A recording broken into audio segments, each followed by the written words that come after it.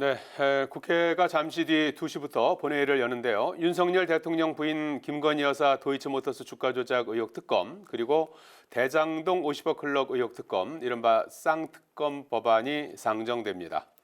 오늘 본회의에선 이태원 참사 특별 법안이 상정될지 여부도 주목되는데요. 취재기자 연결해 자세한 소식 살펴보겠습니다. 김동일 기자. 네, 국회의사당입니다. 오늘 본회의에 쌍특검 법안이 자동 상정된다고요? 네, 올해 마지막 국회 본회의가 오후 2시에 예정돼 있습니다. 오늘 본회의에서는 김건희 여사와 대장동 의혹 관련 이른바 쌍특검 법안이 상정될 예정인데요.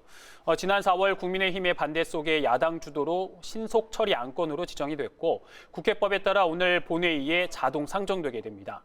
국민의힘은 총선용 악법이라며 절대 수용할 수 없다는 입장인 반면에 더불어민주당은 강행 처리를 예고했는데요. 국민의힘은 표결에 참여하지 않고 반대 토론만 하고 윤 대통령에게 거부권 행사를 요청하기로 방침을 정했습니다. 쌍특검 법안에 대한 표결에 들어가게 되면 민주당이 과반 이상의 의석수를 차지하고 있기 때문에 특검 법안은 통과가 될 전망입니다. 오늘 오전 각 당 회의에서 있었던 여야 원내대표의 발언 들어보시겠습니다. 당대표 사법 리스크를 방탄하기 위한 50억 클럽 특검법과 대통령 부부를 모욕하는 데 목적을 둔 도이치모터스 특검법은 국민 주권을 교란하기 위해 기획된 아주 나쁜 총선용 법안입니다.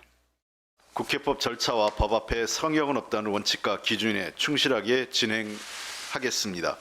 이것은 더 이상 시비와 정쟁의 대상이 아닙니다. 자, 김동길 기자, 오늘 본회의에서 이태원 참사 특별법 상정 여부에도 관심이 모아지고 있는데요. 김진표 국회의장이 중재안을 냈다고요? 네, 여야가 여전히 이태원 특별법에 대한 입장차를 좁히지 못하고 있습니다. 지난 본회의에서 김진표 국회의장이 여야의 합의를 강력히 촉구하면서 중재안을 제시했었는데요. 중재안은 조사위원회 구성을 전제로 특검 조항을 삭제하고 정치 쟁점화 우려를 불식시키기 위해 법 시행 시기를 내년 4월 총선 이후로 연기하는 것이었는데요. 이후 여야의 협상에는 별다른 진전이 없었습니다. 민주당은 김 의장의 중재안을 수용하겠다는 입장인 반면에 국민의힘은 충분히 조사가 이루어졌기 때문에 특조위를 수용할 수 없다는 입장입니다. 오늘 본회의에서 이태원 특별법이 상정되지 않으면 내년 1월 9일로 예정된 본회의에서 처리가 될 것으로 예상됩니다. 네, 김동일 기자. 오늘 본회의에선 여야의 비쟁점 법안도 처리가 될 것으로 보이는데요. 어떤 법안들이 있습니까? 네, 오늘 본회의에서는 40여 개의 법안이 처리될 예정인데요. 먼저 눈에 띄는 법안은 5개 광고물법 개정안입니다.